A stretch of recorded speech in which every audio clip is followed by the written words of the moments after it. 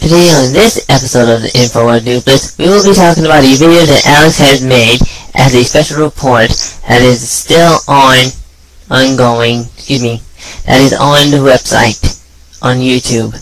Also, we will be talking about the guy, that army guy that was on CNN, he's being reprimanded, and also we will be covering the latest news and election fraud in Iowa.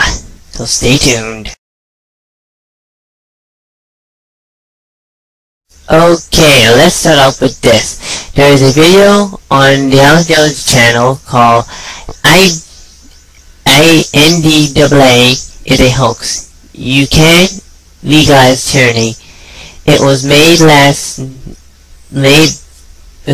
Wednesday by Alex Jones, and it is a special report on how the NDAA, the National Defense Authorization, had a provision put into it that legalizes tyranny. And unfortunately, Alex Jones and Aaron Dykes worked on this special report together. It aired today on the Alex Jones show, and I'm going to play a little bit of it here for you. So, here it is. We have our republic going to that long night. They want to stab this country in the back when nobody's watching. There's a problem. I'm watching. Ron Paul's watching. You're watching. And we're involved. And like Paul Revere before us, we are warning people worldwide. Just look at the NDAA and its passage. All the lies. Oh, at first it didn't affect citizens. Now they admit it does. A global declaration of war against all countries. Congress handing that power to the president, making him a dictator. Secret arrest of citizens. Torture. Indefinite detention. Then the senators came out who authored it and said, you bet it affects citizens. We want you to be scared. And they went further and said, don't criticize us. Obama demanded this be in the legislation. The ACLU and others went to Obama and said, did you really do this? And they said, yes. That's how bad this deception has gotten. Where they want to have their tyrannical cake and eat it too. But why are they hiding the fact that it affects citizens? Why are they hiding the fact that Obama signed it? Because... Okay, that's enough of that. Now, as you already heard, he signed the bill back in December 31st, 2011, when everybody was worrying about the New Year and stuff like that. But really, this basically declares war on every American in this country.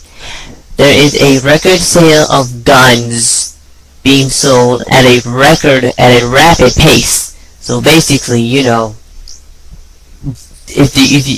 you kind of think it's gonna go down that easy, you got another thing coming. Let's see you take them on with down the barrel of a gun, crux. And unfortunately, this could end really, really badly. So I think we may have to keep our eyes on this this law. Okay, I'm back. You remember that army guy I played on here about maybe a day ago, released 24 hours ago, and you heard this guy talk about Ron Paul and this and that, the other, and about appealing to Ron Paul and whatever. Well, guess what?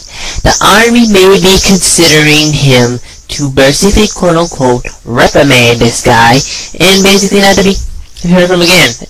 Basically, reprimand must mean punishment him. There's an article on Infowars.com titled, Army Considering Reprimanding Soldier Who Appeared with Ron Paul.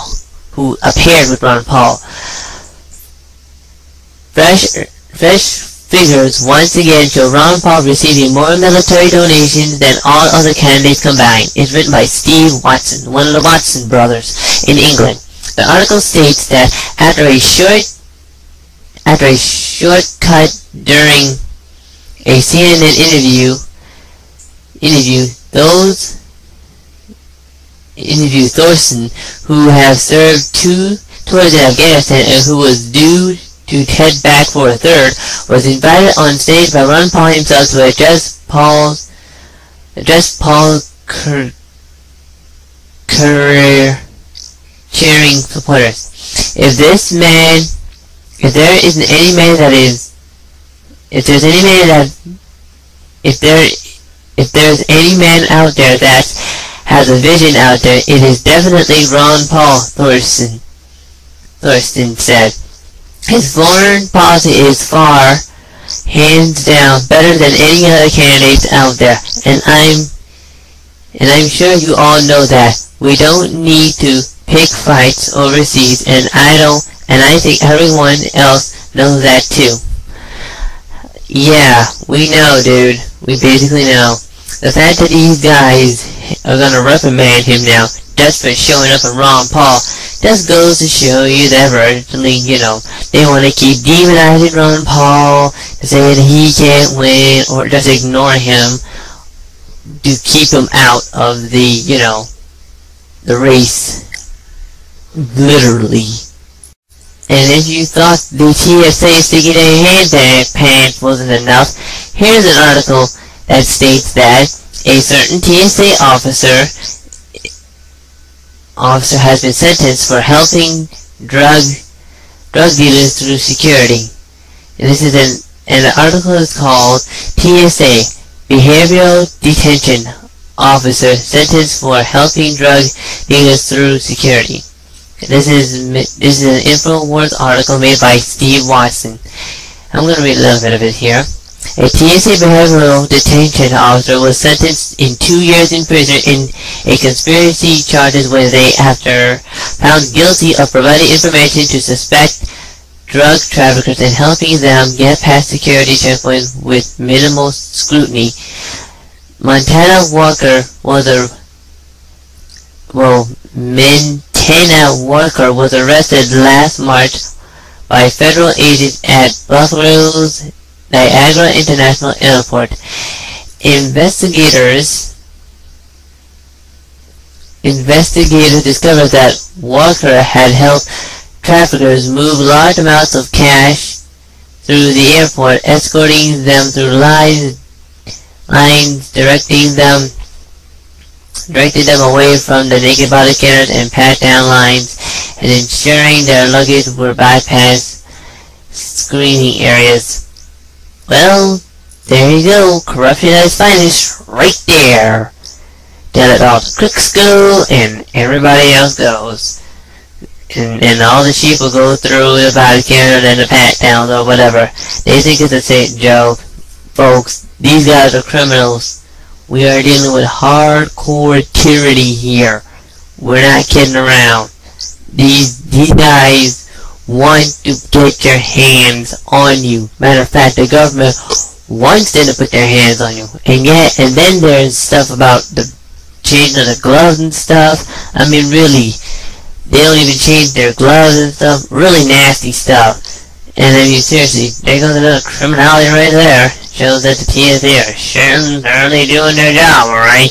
Haven't caught a bloody terrorist in years, and yet virtually they getting double the funding. Boy. The latest polls in New Hampshire showing Romney is now sinking and Paul is now surging. An article named, well, I already said the article's name, Romney Sinking, Ron Paul surging in New Hampshire. It says that Mit Romney's support is shrinking at a rate of 2% a day, where supporters for the second place Ron Paul is surged. Our daily track says it all. Romney is losing 2 points in the last and front hour, while Ron Paul has picked up 4, bringing him closer to Romney than he's been all week. However, back in New Hampshire, or should I say Iowa, excuse me, there has been something called voter fraud in Iowa. Excuse me, did I say Iowa the first time? No, I don't think so. There's been some unquestionable things happening in Iowa, and what's his face, Karl Rove showed up on a website after a news audience it's on Fox, or I can't remember where, saying that, Santorum would be declared second place, while Romney would be declared in first place, which seems pretty unusual, though, if you ask me. But since that fix was rigged, they may rig this one too, folks. So be prepared for basically anything right about now, okay? Well, if you have a pellet gun, folks, you might want to tell your kids to not bring it to school today. There's an article here called "Texas Teen Shot in School by Police Had a Pellet Gun," and it was from the Fox News Latino. Well, I'm just gonna basically play the video and let you hear it. A 15-year-old Texas boy is dead after aiming a pellet gun at police in the hallway of his middle school, leading officers to open fire. School officials called 911 shortly after classes started on Wednesday, saying that one of its students had pulled out a weapon. The school, which has about 750 students, was immediately placed on lockdown. Of course you would put this thing on lockdown. Immediately.